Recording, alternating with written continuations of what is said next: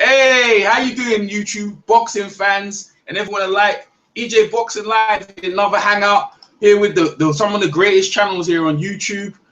Here with Boxing Beats and Rhymes, Chris Caban, Mr. Natty telling the Burt Sugar of the YouTube shit, Michael Pound for Pound Boxing, Jay Dills, what you need. And we're here to talk about all the weekend's events or happen over the weekend. How you doing, guys? Good. What's going on? Everyone's here, boy. Nice. Go full house. All right. So what we're gonna do? Hey, how you doing, YouTube? Oh, my fans and everyone like EJ Boxing Live. That's it. That must be my YouTube thing. It's gone off. All right. So we're gonna start, man. We're gonna go from one end to the other. All right. The first fight we're gonna cover. I had my list now. What was the list? We're gonna cover the Ortiz fight. Anyone see the Roberto Ortiz fight versus the Stevenson? Anyone who saw that? It was on a Friday. Oh, is that the guy who got floored? Yeah, you mean Garcia? Yeah. Nah, that 8-rounder, I missed it. Yeah. Anyone see that? That guy's limited, man. I missed it. So. Okay, yeah. Go ahead, Beats. He's limited, man. I've seen him fight before, and like they've tried to tackle someone. I watched a few rounds of it. He got floored, but he's just limited, man. He's just one technician away from getting deconstructed and sent back to the gym. You see that Ortiz? Who did he fight? Who did he lose to? He lost against someone before, previously, yeah. I don't know. The big puncher. I mean, if you can't land that punch, what does it mean? Yeah, he got floored, but he came back on that fight to claw back on the scorecard. That was a good fight for him. That was a good test. Though. Like Stevenson, like he put up a good effort, but Ortiz clawed his way back on the scorecard. That was a good fight. It was an okay fight again. All right, go to the next fight: Danny Jacobs versus Truax. You saw that fight? I saw that fight. All right. All right, so we go start. hey, Nat, you go first. Nat, Go ahead. Yeah, Jay, the Minnesota Bum, man. The Minnesota Bum. He said the Minnesota Bum. Yeah, man. Like I said on previous hangout, man. Danny Jacobs just had too much for him, man. He has too many tools in his toolbox to lose to Caleb Truax. Caleb Truax only claim to fame was beating up a shot, having a good fight with a shot, Jermaine Taylor, and dropping him late. He was way behind in the scorecard. That's why he lost that fight. You know what I'm saying? Anyway, he fought with a lot of heart. You know what I mean? You can see he was determined to win. But Danny Jacobs, he just had too much for him, man. And he outboxed him throughout, and he finished him late. You know what I'm saying? So that was a good win for Danny Jacobs. But he still ain't the middleweight champ at all. Wow, man. That's pretty harsh. All right. Go ahead, Michael, pound for pound. Solid win for Jacobs. To Natty's point, Truax, he's no real top-level contender as far as I'm concerned. His only claim to fame was the fight against Jermaine Taylor. As far as Danny Jacobs, he was just too physically talented for the likes of Truax. And you can tell early on he was going to win. I thought he could have taking him out sooner. I wish he would have thrown more punches, both to the head and body. But a solid overall win. And to co-sign what Natty says, he got the win, but I don't see anything elite in terms of Danny Jacobs in the middleweight division. Okay, cool, man. Jay Dills? Man, I wish he got rid of Truax a lot quicker, but I guess he needs the rounds, repetition, pretty much. Some warm up, but as much as Truax tried to put up a fight with it, I just kept laughing, saying he's still surviving this round, he's still surviving that round. But when Jacobs finally floored him for good, I was happy and I was glad the fight was over and I had to waste more of my time. So I hope Jacobs finally gets a real match, probably somebody like David Lemieux or something. Let's see that fight. All right, Chris Caban. Didn't watch it. Didn't care to. That's a straight, bro. All right, what you need? Go ahead. I only saw highlights of the fight, but I heard it was pretty impressive that he actually got Truax out of there. I don't think anybody's got Truax out of there, if I'm correct. Yeah, that's right. No, they haven't. Yeah, so I heard it was pretty. I saw some parts of the fight. The parts that I saw, he was really sharp. You know, Danny Jacobs, he's a real sharp boxer, you know. So those body shots looked interesting. I finished him off in the 12th round was interesting to me. So, yeah, I think Jacobs is a.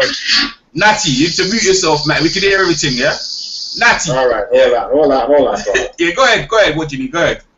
Oh, I think he's a well-rounded skill fighter, Danny Jacobs. Sharp, you know. I don't know how he got knocked out. He has how many losses? I think it's one. Yeah, he lost to Jermaine Taylor. No, Danny Jacobs. Oh, Danny. Yeah. Yeah. He lost to who? Mike. P-Rob. Dimitri P-Rob. Yeah, P-Rob. Yeah, right. Yeah. Right. Now, if I'm not mistaken, Danny Jacobs was beating Purov. No, When he- no. when he got knocked down. No, he wasn't with it. No, he wasn't with it. P-Rob outpassed him all the way in that fight. He got beaten from. First No, he wasn't with it. round was with the punch. P-Rob had his. Man, I remember that fight. P-Rock caught his ass off guard, man. P-Rock was styling on him.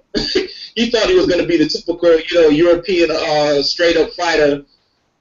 And he went in there and outboxed him and outpowered him and knocked his ass out. He didn't see that shit coming at all. You could tell.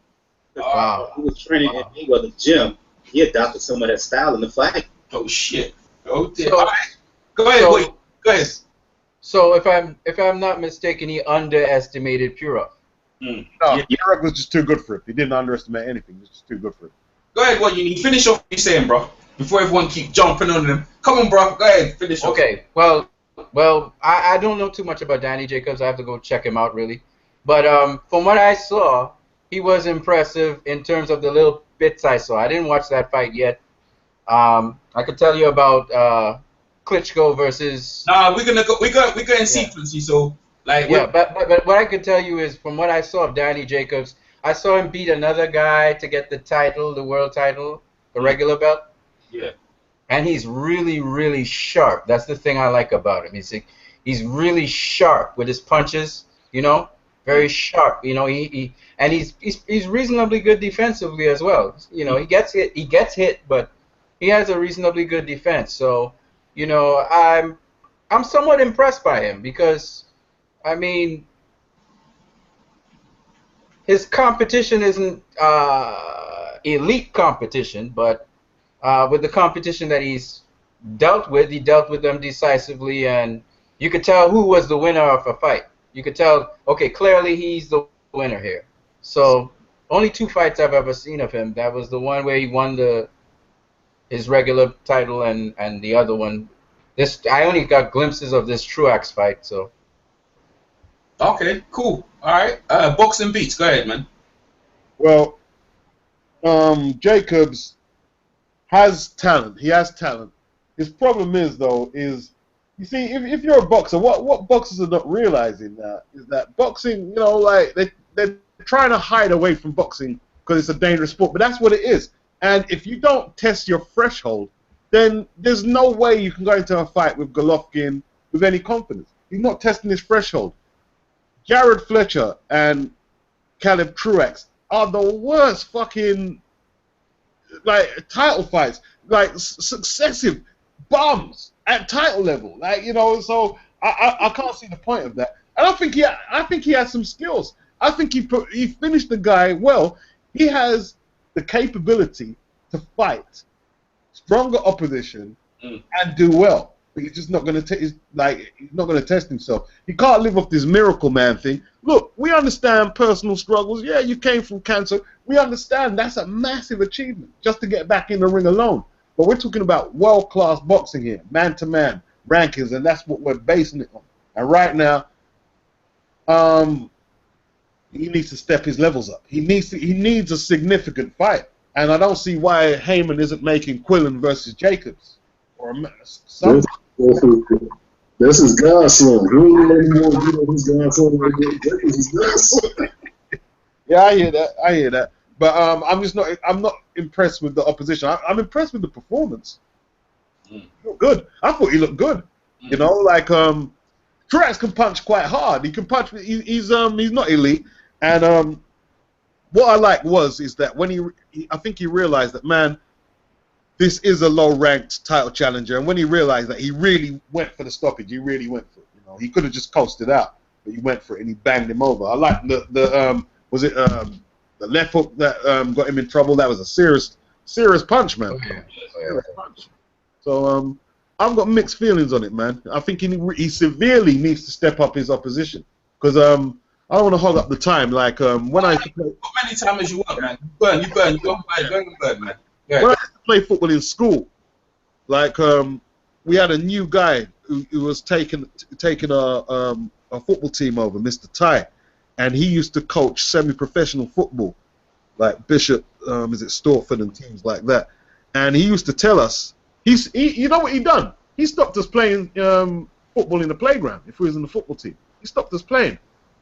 He said, and I said, why are you stopping this? So I said, if you're gonna play with people who are nowhere near as good as you, you're gonna become bad footballers. He said, every time you go there, you need to be matching your wits against people who can test. Test what you can do. Yeah. And he was serious about it, and I think the same applies to most sports, man. But you know, that's what I got on that one. Okay, yo, good breakdown there, Beast. All right, so my breakdown of the fight. To be honest with you, man, when I see, someone needs to mute himself. I ain't getting. Probably me. Yeah. Okay. Thanks, Beast. All right. So when I saw the fight, like Danny Jacobs versus Truex, man. To be honest with you, all I cared about was the main event, Jarrell versus thing, and we're gonna talk about that, yeah. And like 5 rounds, of the fight, wasn't good. But then I started watching the fight, and you know what? This Danny Jacobs is useful, man. He doesn't look bad, you know. Yeah, but you know what? He made that fight on a free TV, pretty entertaining fight. Yeah, he was bringing the fight. You can see he was going for a knockdown. He wanted an impressive one. Obviously, you know, he's a cancer survivor, and he was starting to put in some work on Truex. And you know what? I was looking at it thinking, you know what? He's gonna stop him if he continued. And lo and behold, he stopped him in the 12th round. I think that's a good fight. You know, they call him the middleweight champion right now. But you know what? Like Pete said, being someone like Truex is good, and you call yourself the middleweight champion. You know, you need to test yourself. I mean, it's good, you've got a belt, but you're not the real official world champion. But yeah, if you want to test yourself, Triple G's waiting. You know, Cottle's over there. There's the other guys over there. Hopefully you can get into there. But I tell you what, it wouldn't be bad for him to get in there. I think he could mix pretty well. I don't know if he'll win, but he'll put up a great effort because that last fight against Truex, who's never been stopped before, that was a good performance, and I was quite impressed with that, man. I like Danny Jacobs. Hopefully he stepped up his opposition, and we see him in a better fight against someone else. All right, so we're going to start with Beats. So we're going to start about the main event on Friday. Badou Jack versus Anthony the Dog Jarrell. Beats, go ahead, man. Yeah, well, you know, it's funny, man. Like, perseverance is... that is one of the keys to life, man. I don't want to sound like I'm some philosopher, but perseverance is the one. If you just watch that match there, it's got so many tells in it, man. Like the champion, he come back from cancer himself. Right? And just the fact that he's boxing and like enjoying and living his life and performing as a young man, that's a testament to perseverance. And like that young man impresses me. He'll come back. He's got a lot of stuff to work on, man. Like his inside game, that obviously needs some work. He needs to work on his guard as well. Like he doesn't seem comfortable, like him defending himself. He doesn't seem comfortable there. He needs some confidence. His body language, I can see in his face, and just. You're talking about Andy Jarrell, yeah? Yeah. He'll come back again. And Badou Jack, man, dude got knocked out. He got caught cold. But you see, this can happen in boxing, man.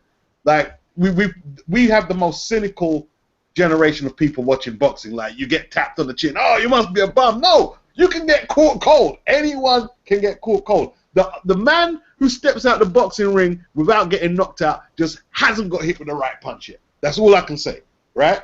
And he's come back from that and won a world title. Him and Eddie Mustafa Muhammad, they got their tactics right. They stayed on it. They stayed on my man's chest. And like, man, I was impressed. I was impressed. And if George Groves wants some of it, I think he's gonna have a hard task in taking Badou Jack's belt.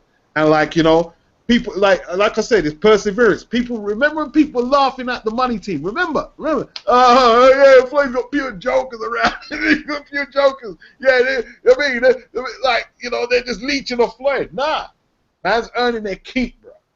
Man's earning their keep. Right? You know what I'm saying? That's the third champion I've seen from there. I have 2 right now, and it's only gonna get better. Right? You see how he was boxing? You see him fling the jab to the stomach? Where do you think he can get that from? Right? Yeah. Picking up good habits, man. Picking up good habits. And look, he might not be a prolific champion, but he reached the summit. So all the people, you know, like, see, it's easy to criticize, and you should criticize, but you have to, you always got to bear in mind when you criticize, man, that it's a hard road, and only those who persevere will get there. And you know, I've already described that philosophy there, man. So we'll move it on. Okay, what you need? Go ahead, man. You can hear me? Yeah, of course, man. Go ahead. Great. He shocked me. I'll be honest. I didn't think he was going to win. I didn't think he was going to get knocked out because I saw him box. I saw the tough fights he's been in. He's been in with Perry Band. He's been with this guy from was it Argentina? The short dude. I saw him with some other taller guys. I saw some of his career and the guys he boxed, and I knew he was a tough guy. I think when he got knocked out by that, I forgot the guy's name right now, who Andre Durrell also fought afterwards, right? Same guy that knocked him out. I forgot his name. But, you know, sometimes you get caught right, and he got caught right that night. He's a tough, actually, Badou Jack is a tough guy. I kind of knew. We know him as a tough guy. We didn't expect him to get knocked out so early, but he got caught with a full counter, was it? Full counter right? Smack, and that was it. So, yeah. But what I was impressed with was Badou Jack's footwork. His footwork was impressive. Why Anthony Durrell was so... he was so hesitant and so on was because he couldn't land his right hand. Badou Jack kept on closing him off to his left. He would move to his left so that Durrell couldn't go to his right to set up his power shot. And also, and the Durrell brothers, they're very slick, they're very skilled, but Badou Jack kept on giving Durrell different looks. And this is the cool part about it. He's giving him different looks while advancing and pushing Durrell backwards. He used feints to set up for Durrell to throw, and when Durrell would throw the right, he would counter him. When Durrell tried to throw the jab, he would tag him.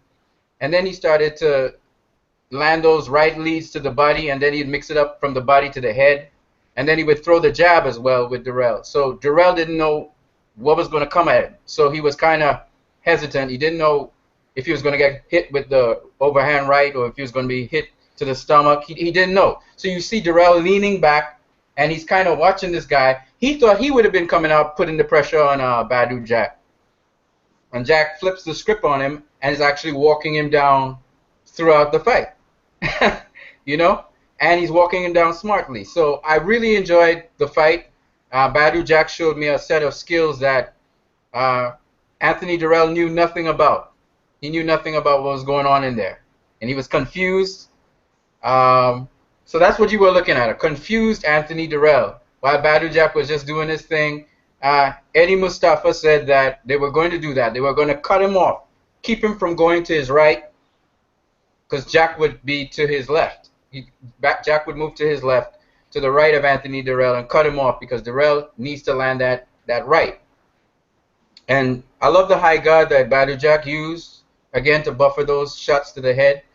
You know, sometimes Durrell would get around it. You could see the power Anthony Durrell has, but again, he couldn't really get around the guard because Badou Jack was respecting distance. So there are a lot of things going on in there that Badou Jack was doing, very, very complicated things that you just don't learn overnight. These are things that take years to build, and you could tell Eddie Mustafa was building this guy from the ground up with new tools, you know. So I was shocked, actually. I was downright shocked. I picked Anthony Dirrell to beat him, and I was quite impressed. Because Anthony Dirrell's no chump. This guy is highly skilled. Okay, he and his brother, they're highly skilled guys, man. So to see Badou Jack confuse this guy so much that he doesn't even know what to do with him, impressive. Impressive. And in fact, he walked him down. He almost stopped him. He almost stopped this guy. I think it was in the, what was it? It was in the 10th round. Dirrell was shocked. He was so shocked, you know. I mean, it was amazing. It was amazing. It was a piece of boxing artwork you were watching there. It's amazing. Great breakdown. Great breakdown. Chris Caban. Yeah, I think Dirrell need to work on a lot of stuff, especially his inside game. It seems like when you get close up to him, he ain't got no inside game at all. You saw that in the first Beaker fight. Beaker was able to rough him up, and he started complaining in that fight to the referee a little bit, like he was doing Friday. He just don't have no inside game, and I think a lot of them top people at the top level can beat Andre Dirrell. I think he just caught an old Beaker. And Badou looked good, though. Badou looked amazing. Masterclass, took him to school. Great fight for Badou. Cool. Mr. Natty Turner. Yeah, what's good, man? I echo a lot of what these guys been saying. Excellent breakdowns from What You Need and Chris Caban. Yeah, man. As you know, I pick Anthony Dirrell to knock out Badou Jack. You know what I'm saying? Because Badou Jack was sparked before, but that wasn't even the thing. It seems like even in his comeback fights, he seemed a little bit tentative when he was getting hit. And I knew that Anthony Dirrell had some good power, and in the second Beaker fight, he showed that he could deal with the inside fighting. So I was really surprised when Badou Jack, was getting the better of him on the inside so effortlessly, man. Badou Jack definitely showed me a lot. I was clowning. I was saying another Money team member bite the dust, but I was impressed with what, you know what I'm saying? I was impressed with what he shut me up because I was impressed with what he did in that ring, man. Defensive and offensively, he picked off a lot of those combinations that Anthony Dirrell was trying to throw. You know what I mean? And he countered effectively. He showed a whole game that I didn't really know that he had, and you know what I mean? Yeah, he impressed me, man. And shout out to Badou Jack, the new champ. And as far as his next fight, man, I would love to see that George Groves fight. Oh yeah. Because I think he could win. Yeah. I'm bring my breakdown. I'm gonna put that in there. Go ahead, Michael. Pound boxing report. In terms of the fight and the analysis of the way Badou Jack performed, I cannot add much more to what's already been said.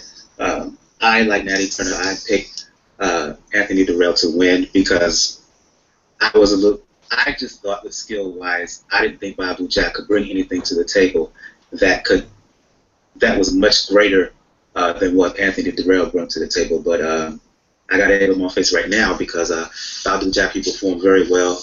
The inside work, the jab to the body, the way he was able to move side to side as he was coming forward. But in terms of Anthony Dirrell, it was not just the skill thing with me that kind of disappointed me. I have no language for his lack of determination.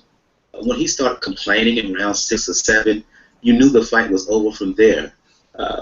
What was the toughness that he showed in the second fight? The determination, as I just said. I was disappointed in his effort. And Beast talk about perseverance. Where was the perseverance for Anthony Dirrell given what he's gone through? He's a cancer survivor. He just wins the title. You would have thought he would have fought with more toughness and more grit, particularly in the later rounds of the fight, and you just didn't see it. So while Badou Jack, he really stepped up to the plate. I was a little bit disappointed in how Anthony Dirrell fought, not just from skill-wise, but from kind of intangibles perspective. Okay, cool, man. Michael, you have to eat some crow, man. Like I picked Badou Jack, but you, Natty, and everyone else who picked Dirrell, y'all have to eat some crow. But anyway, we move on, man. Go ahead, Big. I happily eat the crow. Yeah, that's alright. Yeah. What you thought Darrell was going to win too. I thought Darrell was going to win. Yeah, all y'all go eat the crow, man. I'm on my breakdown until. Go ahead, J Dose. Okay, I'd eat my crow because I didn't expect Jack to win this fight because I thought Darrell would pretty much dominate him from range, establish that jab, and just trap him for a nice looping right hand. But it just, Jack frustrated his rhythm. Jack exploited Darrell's weaknesses that I've been seeing before even the Bika fight. Darrell is not a good back foot fighter. And if he ain't got his rhythm going into the fight, he tends to struggle. And he tends to not be as accurate. And his punches really don't land as flush.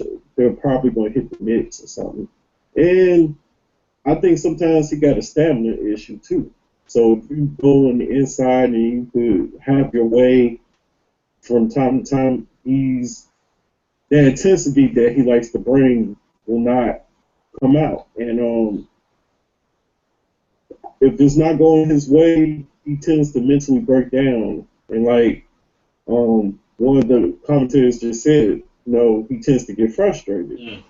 And that's not a mentality of the champion in my eyes.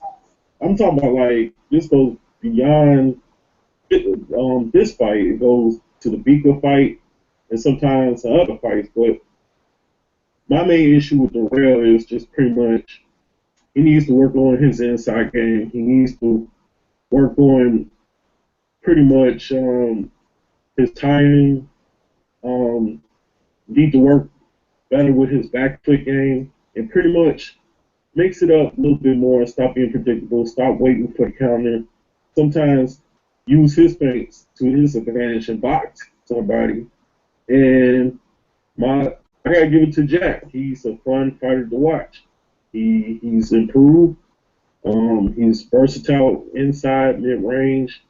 He's good at the angles. He got underrated hand speed, and he got some pop to him. And I can't wait to see him in his upcoming fight, whoever he's going to fight. And I give you the mic. Cool, man. EJ gonna take the mic, gonna do Jack the Ripper, Badou Jack, man. Like I picked him. I knew he was gonna win. I knew Floyd, read him the riot act and told him straight, if you don't win this fight, do not come back to the gym. Pack your bags and go back home to Europe, man. He must have told him that because if he lost this fight, people would have been this on it. Like they would use that as a tool to say, well, you see Floyd, man, you picked up all these fighters, they ain't that good, and you see Floyd didn't need to be there. Ellaby was there, and like they way back, and Badou Jack put on a solid performance, and coming into the fight where he got knocked out, you could say maybe he underestimated the opponent, but not this time. Not this time. When he went in there, he just done a solid. Eddie Mr. Muhammad had him. Basically, he just solid. He worked behind the jab. When he got close, he worked to the body, left hooks to the head. And Darrell uses what Darrell likes to do with his entourage, uses intimidation. He likes to use intimidation, likes to hit you and look at you. That's why his eyes look like they were popping out of his head. Because every time you throw a punch, you want to see that you look skin. And Badou Jack looked like Badou Jack looked strong. Darrell Darrell, he's tall, skinny. He just looked weak, man.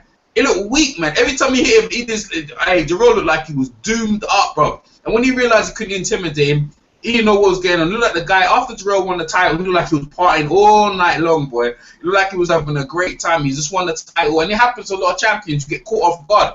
I remember, like, another analogy, like the Miami Heat, when they won the championship with Shaq. And the next season they came and they played against the Chicago Bulls, man. And they weren't ready for it. They got blown out at home in their home court. So, to me, it's the same analogy right there. Like, I think Darrell could have, it's not the Darrell who turned up against Bika. Like, who's solid. I don't know, at some point he must have thought, Badou Jack's been knocked out, I'll beat the bum. And he was saying he ain't going to fight George Groves. See, in my opinion, you should have fought George Groves. He would have had a better, listen, he would look better against George Groves than he did against Badou Jack. Badou Jack was just so solid, man. It was so solid before. And I felt he was going to win because, maybe it was picked all these guys in his stable and everyone was like, nah, these guys are bummed. But let's look at it, yeah? Ishe Smith, the former champion. They got current champion and they got Mickey Bay, and now they got Badou Jack. Now what? And I'm just saying, and they're 3 for 3. Every time they went for a title, the Mayweather fighters have come through. So it's like, you know, they're not that bad. Like people, you know, Mayweather must see something, and you can see, even if they lose or whatever, but you can't take it away from it. This guy is a champion. Now, I don't know what's gonna happen with James DeGale and his brother. Maybe James DeGale will through, but I tell you what, James DeGale, even if he was to lose, he'd have a good chance to get beaten Badou Jack. But Badou Jack, in my opinion, if he goes against George Groves, I've got him beating George Groves, man. George Groves looked terrible in his last fight, but it depends where the fight is. Hopefully, if the fight's in American soil, Badou Jack's got a good chance of winning. But if it's in Europe, anywhere in Europe, Badou Jack, hey, bro, like I don't like the chances if you go into Europe. I believe that fight will probably go to points. So, you know, but the way Badou Jack fought, if he fights that way against George Groves, he's gonna beat George Groves up, man. He's too strong. And I was very impressed with Badou Jack. And congratulations to him and the whole of the Mayweather team. And boy, we've got like coming up to near like 5. What's it? Is it 5 days? Coming up to near 5 days away. I tell you what, man, it's looking good. It's looking good. So happy for Badou Jack. All right, we're gonna move on to the co-main event of the Klitschko card. All right, so Saddam Ali versus Francisco Santana. Anyone see that fight? I did. Yeah, I see it. All right, now you go Yeah, I first. saw it. All right, so now you go first, Jeff. Yeah, Saddam Ali. He impressed me, man. I always liked the dude from the first couple fights that I seen him.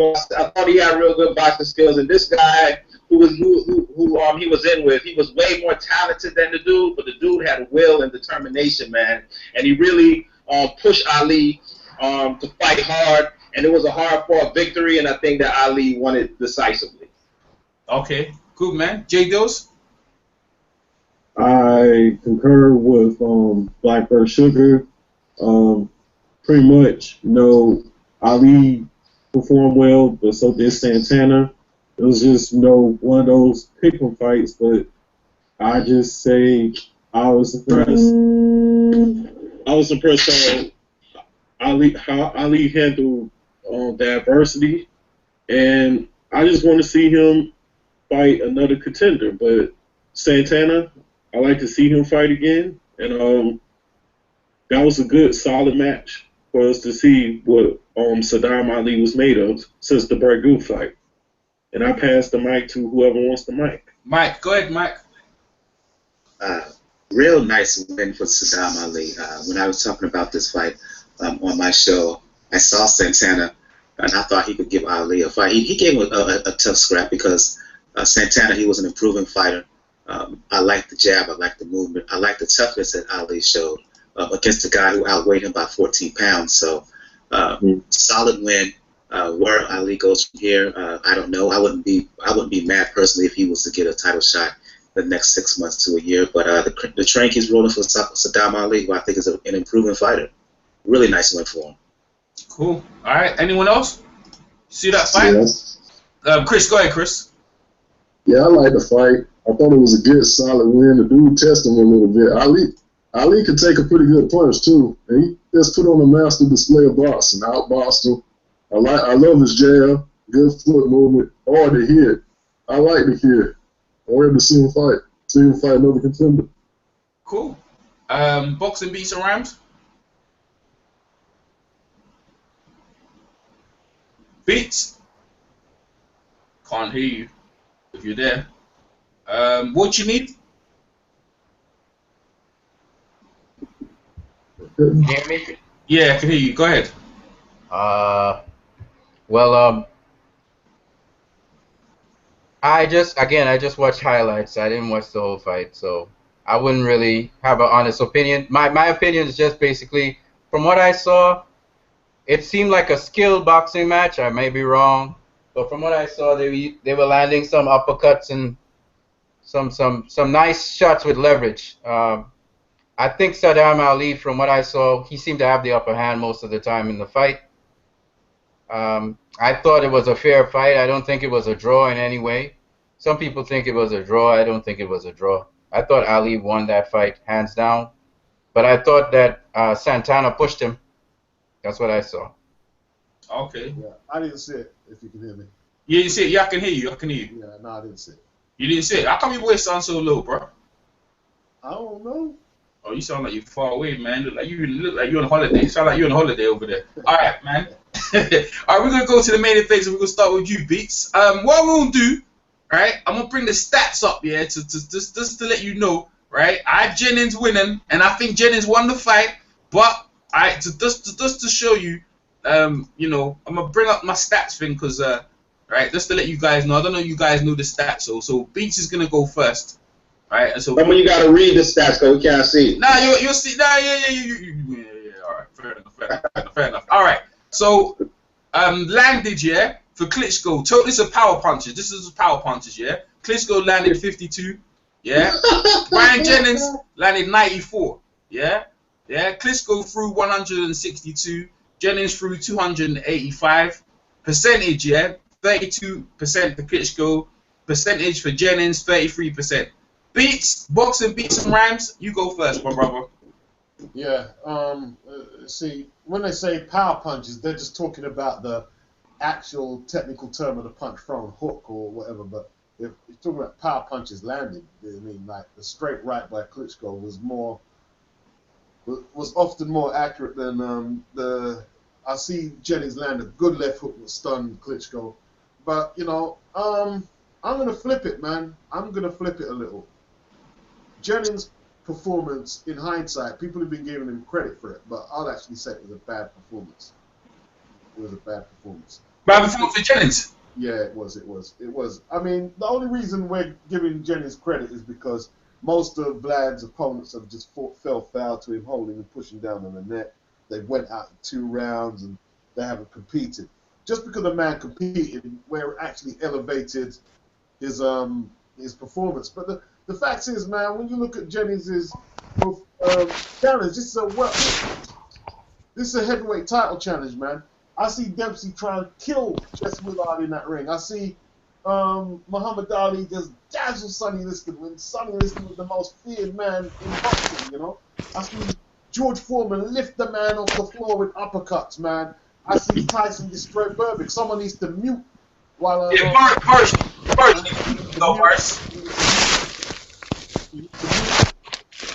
One minute. Hey, Boris, you need to mute yourself, my bro. Right. Yeah, go ahead. Like, you know, like the problem was happening. Oh. Yeah, 1 minute. I'll mute you. Well, you see, America, yeah, they've had a hiatus of heavyweight champions, and I think their boxers are losing touch of what that championship means to over there. I think they're losing touch. That's my opinion, and he certainly, like, he could have done more. Like, he was boasting after, oh man, I'm okay. Look how I don't feel like I've been through anything. Well, you should do, because you was behind on points. You should do. You should have went. I mean, in the last round, he was boxing on the back foot. I see him start smiling because he went the distance. Yeah, man, that wouldn't have been enough for guys like Foreman back in the day. You know, Tyson and them guys, Holyfield. You think, hey, listen, man, you see Holyfield? He's similar dimensions. He's smaller than my guy. You would have had to knock Holyfield out, right? You see when he fought against Bo floored him with some big shots in the first fight. Holyfield was still trying to win, and he was way outside. He's smaller than Jennings, right? He didn't go for it. Right?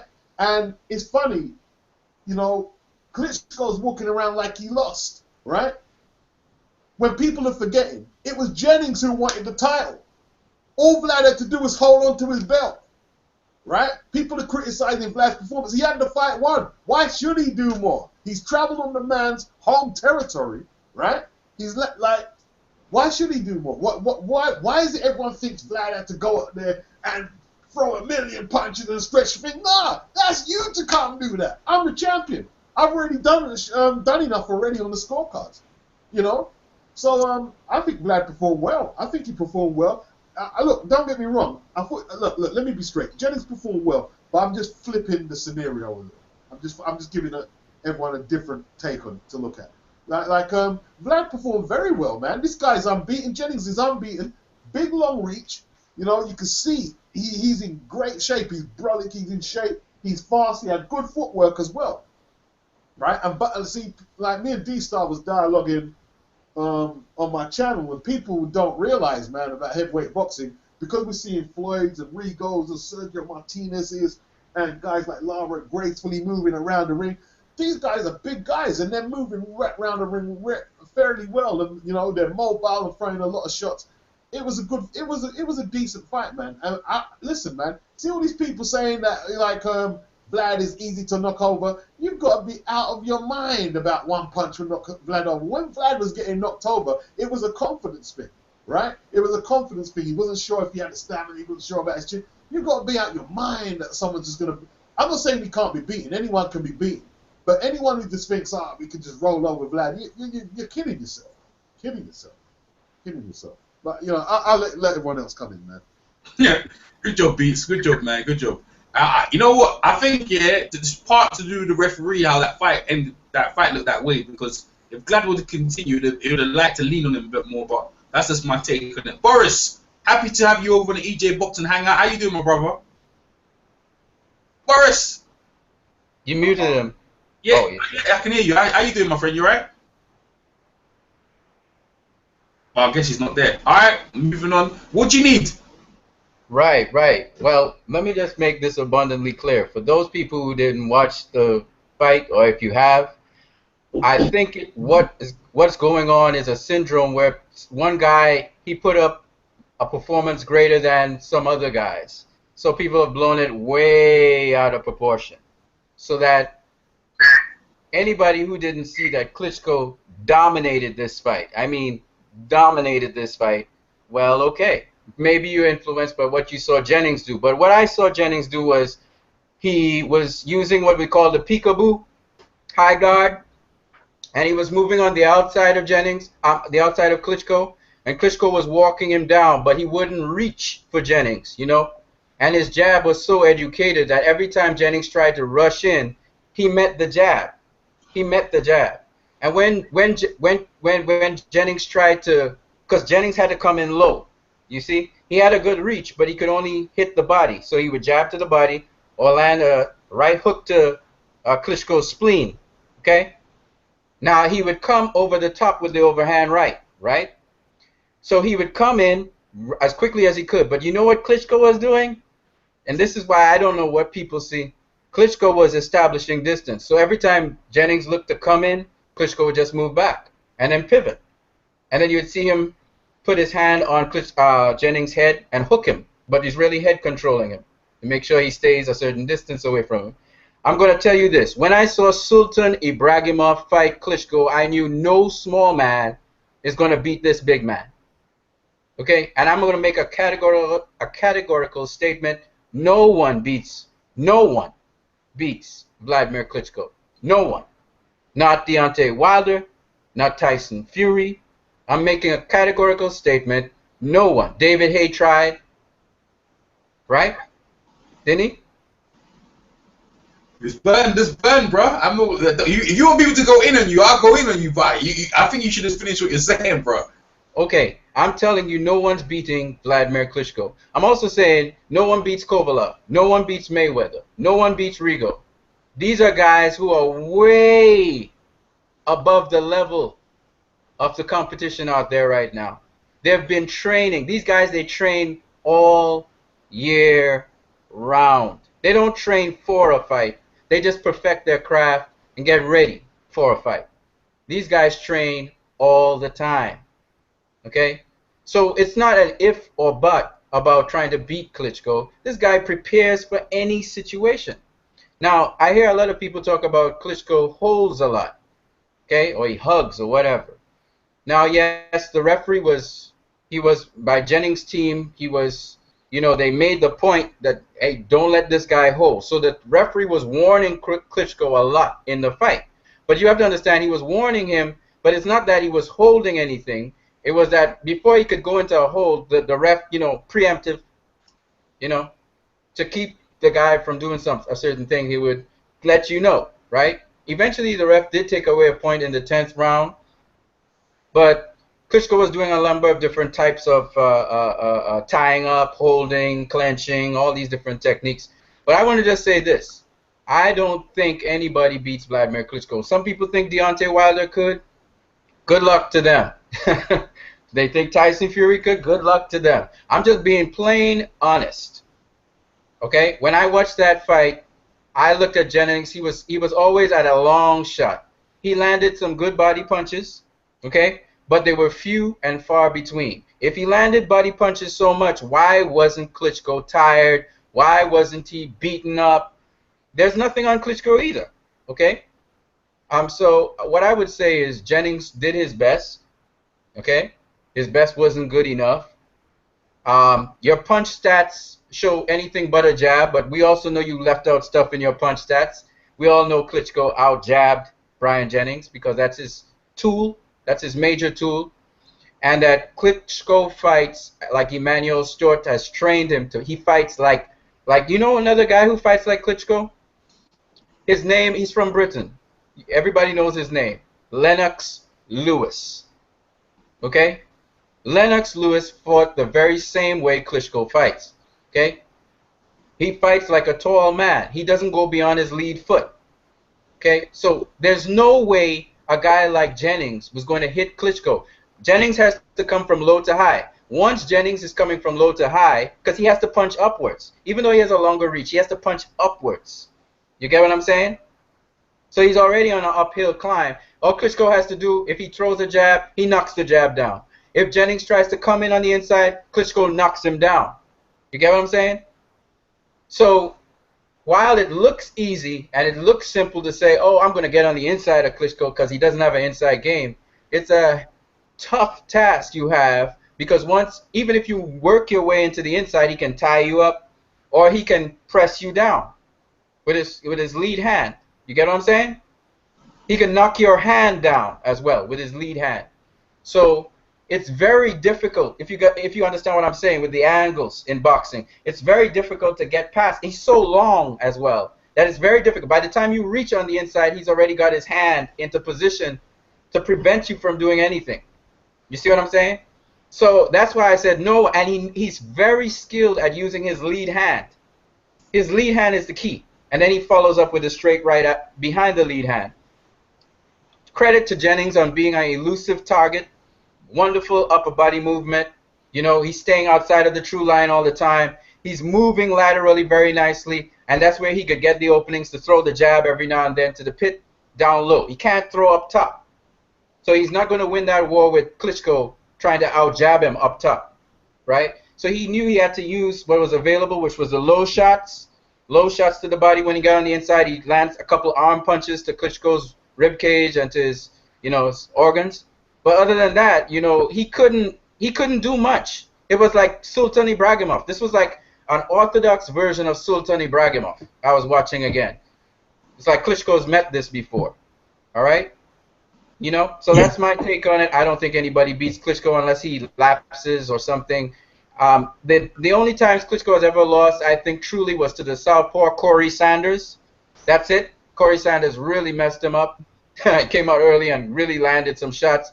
But other than that, I didn't see him lose against Purity. I saw him punch himself out. And against Lamont Brewster, he punched himself out. He didn't pace himself. He punched himself out, and that's why he lost, to be honest. But other than that, I think Corey Sanders is the only credible win. I think somebody actually beat Klitschko. Klitschko didn't beat him, beat himself. So I don't see anybody beating Klitschko anytime soon. And this guy can go on for as long as he wants. He's 39 now. He probably could go till he's 40, maybe mid-40s. He can go as long as he wants because his style is very conservative, very efficient, energy efficient, and he moves when he needs to. It reminds me a little of Floyd Mayweather. That's the same way in some ways. He's very limited. Floyd has a lot more skill, but in some ways he reminds me of Floyd. Very efficient in his movement, and he doesn't move all around the ring, expending all this energy. He moves just enough for you to miss, or he moves just enough for you to be out of positioning so he can counter you, So that's my take on it. All right, man. What you need, boy? A big marathon right there, boy. Good breakdown, my brother. Chris Caban, go ahead. I thought he won the fight. Errol even got mad at me. Chris, I ain't watching the fight with you no more. You're a genius. Chris, for the people listening, you have to be certain who you're talking about. Who won the fight? Which guys are you talking about? When Jennings was losing the fight, which you claim he won, and I only gave Jennings like 3 rounds, I think. Mm-hmm. So I had to lay down. But I wasn't impressed by Klitschko. I think if you take away his whole game, he kind of limited. And I think if I'm looking at the fight, if I'm Deontay Wilder, I ask for him next. I think Deontay Wilder will beat him because I don't think he can. Deontay Wilder is almost his size. He ain't going to be able to hold and lean on Deontay Wilder. It's going to be a different fight than he fight everybody else. I think Deontay Wilder might stop him, in my opinion. All right, good job. Mr. Natty Turner. Oh, yes. Oh, yes. Oh, yes. Go ahead. Oh, man. First of all, I'd like to say that I thought that Vladimir Klitschko was about to Eddie Chambers this dude. You know what I'm saying? I was saying bye-bye to bye-bye Jennings.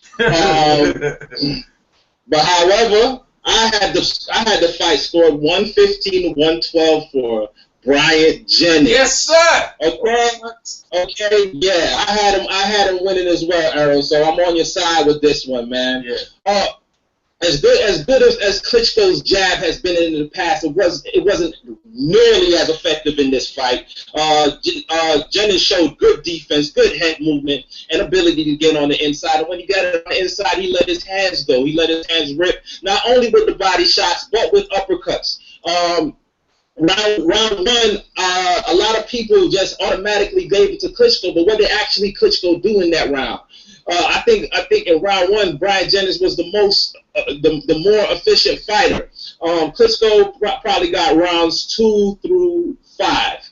Then 6 through 11, I gave to Jennings. And go back and rewatch those rounds and tell me how Klitschko was dominant in rounds 6 through 11, and there could be no case for giving Bryant Jennings any of those rounds. Those rounds were not like that. Klitschko had a problem landing his patented right hand.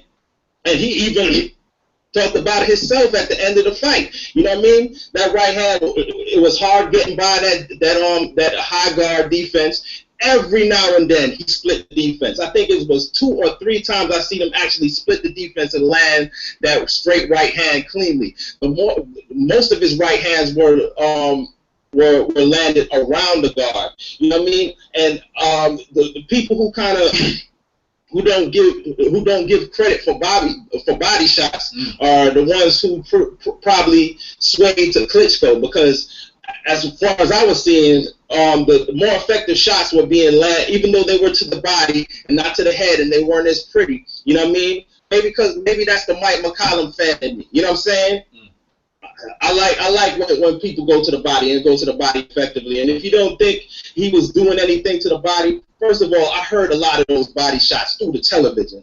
And if you want to look at the side of Vladimir, they were cherry red, both sides. You know what I'm saying? From the left and the right. You know what I'm saying? Mm-hmm. And look at the concern of his woman in the audience. Yeah. You know what I mean? Look at the concern. Yes. Before the cards were being read. Look at the concern. Look at what was really telling is Triple G's reaction to the fight. When they asked Triple G what he thought about the fight, he was like, "Man, Bryant Jett." You know what I'm saying?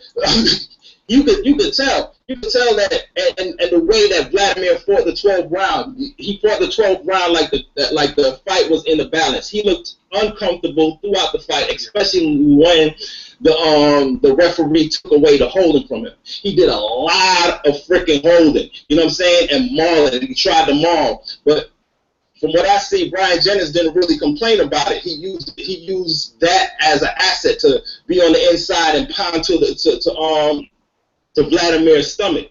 I mean, to me, Bryant Jennings fought a very good fight, a very effective fight, a very efficient fight. It might not have been pretty, but I think it should have got him the victory. Absolutely, boy. Absolutely. I concur with everything what Natty said there. My breakdown, I'm going to say it as well. But let me go to Mike. Let Mike burn as well. Go ahead, pound for pound, Michael. Tell us what you think, man. Okay. When I talked about this fight, breaking down the fight earlier, I, like Natty, thought that Klitschko would have his way with Bryant Jennings. But again, Jennings fought better than I expected. Klitschko, he was a little off, in my opinion. I think that Jennings did not get enough credit for the body punches he threw. The fight was exciting in large part because Klitschko wasn't allowed to hold. But with that being said, I still gave the fight to Klitschko by 2 points. For me, the bottom line is, just like Lamont Peterson didn't throw enough punches against Danny Garcia, Jennings did not throw enough punches, particularly at towards the end against Klitschko to pull it out. I'll give Jennings. He's very tough. Can take a heck of a shot. I like to see him again in another top fight at the heavyweight division. I disagree with the assessment that Klitschko can be. If he fought like Deontay Wilder, I think is an improving fighter. And if Wilder keeps improving, if he fights that Klitschko that brought Jennings, Wilder will beat him. But overall, I just think that Klitschko did a little bit more. He threw more punches. I didn't see Jennings, for me, he did not do enough at the end. The last round, the fight was close. It was there for him to possibly steal, in my opinion, but he didn't. He fought on the back foot. He was moving around. While Klitschko, he may have fought scared, but he fought with determination that last round, and I think that secured him the victory. Okay, cool. Everyone else to mute themselves. I hear some background. J Dills, go ahead. Everyone else mute. Everyone mute. All right. Mute. Go ahead, J Dills. This fight was what you prefer. Like, did you feel that Jennings won? And then you gotta ask yourself, if you do feel like he won, did you feel like he really take it from the champion? So my perspective of the fight was more so like Jennings did more than I expected him to do. Now, like Ali Brashear says, like the trainer, he said pretty much, could Jennings take the power? Jennings took Klitschko's power pretty well, to my surprise. But did I see that killer instinct? Did I see domination in the fight where I say, oh, this boy won? No, I didn't see that. What I saw was somebody competing, but it didn't do enough for me to say that's the new heavyweight champion of the world. It wasn't like Deontay Wilder against the Burn. It was a competitive match, but Jennings went beyond our expectations. That's what I give him credit for, and that's pretty low, and that's pathetic for me to speak as American. And we have so much rich boxing history here for the heavyweight division, and I'm sad to say, like, I know Vlad fights tall. I know he uses his genetics to his advantage, but the guy he had if somebody has some real complete boxing skills. This just tells you the decline of the heavyweight in America right now. There's no full developed, complete, well-rounded boxers. It starts with the boxing gyms and everything else, and the economics, and boxing being a second-tier sport over here, where you can go to UFC, football, basketball, whatever, for taller athletes around 6'5" and beyond. But I will say this. I would like to see a rematch because I think Jennings was a fight or two away from competing against somebody like Vlad Klitschko. I think I would like to see him rematch Mike Perez because I think that was a close fight. I gave it to Perez, honestly. I didn't think Jennings really separated himself against Mike Perez, but in this fight, I didn't see him do enough when it really mattered to just make everybody say, okay, Vlad Klitschko lost this fight. I would like to see some real blood. I would like to see some bruising. I would like to see him let his hands go even more than what he did in the inside, but no, it was what it was. And Vlad, he wasn't impressive, but he did enough. If it ain't broke, don't fix it. So all in all, I give this like a 3 out of 5 as a rating for a fight, but I'm not impressed by neither fighter. And I pass the mic to EJ Boxing Live. Good job, good breakdown, J. Dills. Let me ask first, real quick. EJ, could I just say something though? People are ignoring Klitschko's jab, man. That jab was just on point. And if you look, they're not ignoring it. Now you recognise that you just didn't think it was effective. Some people, everyone sees it different. They're not ignoring it. Some people just didn't think it was. whenever Jennings tried to get on the inside, that jab was right there, and he was controlling the fight. He was walking Jennings down the majority of the fight. I'm gonna be honest with you, man. I gave Jennings some rounds just by default because I seen Vlad holding and pushing. Right? You know, look, Vlad wasn't out of this world, but he didn't need to be. Like, people keep saying, you got an inside game. Vlad ain't got an inside game. Vlad doesn't have an inside game because everyone who tries to fight inside, he ties them up, you push him on the rope, and he wears them out. You know what I mean? It might not be the inside game that you want. He's throwing body shots or whatever. But if Vlad is so easy to beat, how comes no one's getting nowhere near it? No one's That's what I'm saying. It, right? And there's right? The point is, Jennings, the fight was in the balance of the 10th, and Jennings threw it away. They took the point deduction away, and Jennings did nothing. He just surrendered. He couldn't.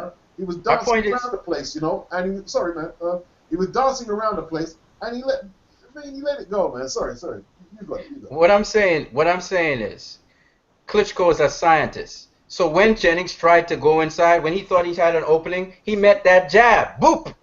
So he moved back. He couldn't get inside. Klitschko did not allow him to get. The guy who was in control of that entire fight was Klitschko. Everybody agrees on that, right? No, that's what I'm talking about. If Klitschko wasn't it, hey, listen. Wait. Here's my point. If Klitschko wasn't, you heard your point now. You heard your point because you banged it already. Like the jab. No. Go ahead. My point is, if he's not in control, then it means Jennings should have knocked him out. Because he has no... Rebuttal, Natty.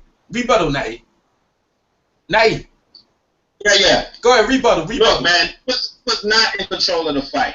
No, I didn't think he was in control throughout. No.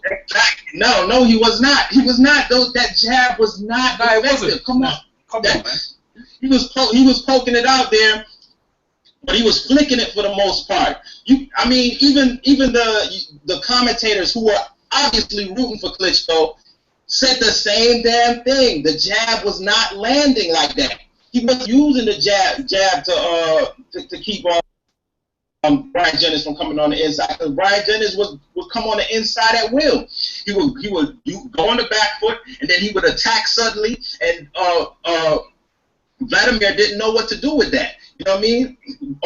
Only thing he could do with that was hug and hold and tie up. That's all he could do with it, and Jennings would get a free hand going and start banging to the body, or shooting a right uppercut or a left uppercut. That was a fight, man. It was competitive, but I think that Jennings edged it. Yeah. And the jab. I don't know what fight you guys were watching. I didn't see that. In the past, it wasn't stiff. It wasn't authoritative at all. It was range finder for the most part of this fight. This the thing what you need, yeah. Like this the whole thing. Like everyone's have their perspective on the fight, and we're not going to agree. That's why we just burn like from your perspective, and not only yours, Beats and other that he won the fight. So and you broke it down already, like on how it is. Like for me, and I'm a breaking. I hope no one interrupts me until I finish, please, yeah. For me, Jennings won the fight, and I'll tell you why, yeah. Like for me, I know he gave away the first 4 rounds because I was scoring it. For me, Jennings looked to me, he gave away the first 4 rounds, right? I don't think he was doing enough. I think he was anxious. He was throwing punches, leaning in. But Klitschko was doing just enough. It looked like Klitschko was winning the first round. From round 4 to round 11, I gave all them rounds to Jennings, and I got the point deduction as well. You guys never talked about the point deduction. Jennings was beating him up. Klitschko looked tired on his seat. I see over there Jonathan Banks talking him, trying to prep him up. He looked tired. He got a cut underneath his eye. Right, like Natty said, he had bruising around the eye. I was watching the fight, man. I was saying to myself, boy, you know what? He's doing enough. But the thing is, yeah, if he needs to do dust that bit more to just win it. But I didn't win it by 1 round. Only 1 round I had it winning by. Right, when I had the scorecard, I was amazed. Yeah, about the scorecard. I couldn't believe it. Yeah, I was like, nah. And even the crowd, USA, like maybe people were surprised that Jennings done so well, but. For me, the body, when Klitschko came in, he was working the body. Klitschko wasn't being allowed to do what he normally did. Klitschko looked lethargic, and even himself. He looked disappointed because he thought he'd knock out Jennings. He was mocking him before the fight, doing that little song, bye-bye, Jennings, or whatever that song he was doing before. He had no respect for Jennings, and Jennings showed him. Even to the fact that Max Kellogg said, you know, we should do a rematch. He don't want to see Jennings again. Jennings was too live, too spry. Klitschko's just too used to fighting stiffs. Yeah, Leo Payev and them guys there. And also, another thing what someone brought up, when Klitschko fought against, who's that guy he went against? Is it not Adamek? What's the other guy? Povetkin. When he went against Povetkin, if that referee was in the same ring, right? Povetkin, Klitschko would have lost that night. He would have got disqualified and lost his championship. He wasn't allowed to that. And that's why he likes fighting in America, because he's not allowed to do that bullshit of leaning on the back. And he's not one of the best heavyweights right now. He looks like, to me, the writing's on the wall for Klitschko to go down. And I tell you what, he better go back to Europe, because if he fights anywhere else, yeah, in America again, he's got a contract with HBO. If he go back to Europe and fight, he might survive. But if he comes to America and fights Wilder, fights Fury, and them guys in America, he's gonna lose, because he's gonna be forced to fight. And it looks like he can't fight like 12 minutes around. He doesn't look like he can do it, because what he does, yeah, in fact, yeah, he leans on your back for like a minute and a half, leans on you and wears you out. He doesn't box no more. He's getting tired. When he had to box for 3 minutes of a round, that Jennings made it work, yeah. Like, he was gassed out. You remember he's 39 years old, and Jennings was bashing the body. You can see the man was tired in the corner. Jennings was, what you can see in the picture right here, Jennings was throwing his jab upwards because he had the reach advantage, but he wasn't doing enough to cement it. Like, he was doing, like, to me, I think it's a confidence thing with Jennings, that he was being successful, but he didn't want to take chances, and that's what Jay Dills and probably Beats was looking for, to just lay it all out. Don't care if you got knocked out. Now, I agree with that. But even if what he was doing, he wasn't hurt. He could have, even at the end of the round, even at the end of the fight, it looked like he could have went all out and probably took it. But right, for me, I still had him, because of the point deduction as well. I still had Jennings winning the fight. I agree with Natty Turner, and I agree with all you guys' assessments of how Klitschko. We'll see. I don't think Klitschko's unbeatable, in my opinion. What you need, but you know, everyone's got their opinion. So like, we'll see what happens with Klitschko fight. Now he has to fight Tyson Fury. That's the mandatory, and I'm very interested in that, because Klitschko thingy's reach is very long as well. Tyson Fury's reach is long. He's gonna make Klitschko work for 3 minutes run. The whole key thing is that fight's in Germany. Then Tyson Fury's gonna have everything. You know, Klitschko's gonna come into the dressing room. His brother will come in the dressing room, mess with his gloves, and they're gonna do a whole heap of things to get under Fury's head. And Fury's, you know, he's not the most, what could I say, he's not the most patient guy, so you can get underneath his skin pretty well. So it depends where that next fight is going to happen, but hopefully the Fury fight, if you fight Wilder in America, bro, I tell you what, I don't like his chances. I don't like his chances at all. The way he fought Brian Jennings, if Brian Jennings had more power, Klitschko would have been a wrap. If Wilder was to hit Klitschko to the body like Jennings, man, it would be a wrap, man. It would be a wrap. Same with Tyson Fury, if he getting close, just work him to the body how Jennings done him. Klitschko, no one's ever done that to him. So I think that's a good game plan for the other fighters coming up. So you guys can jump in on your take on that, on what I just said. My problem with that is Wilder ain't got an inside game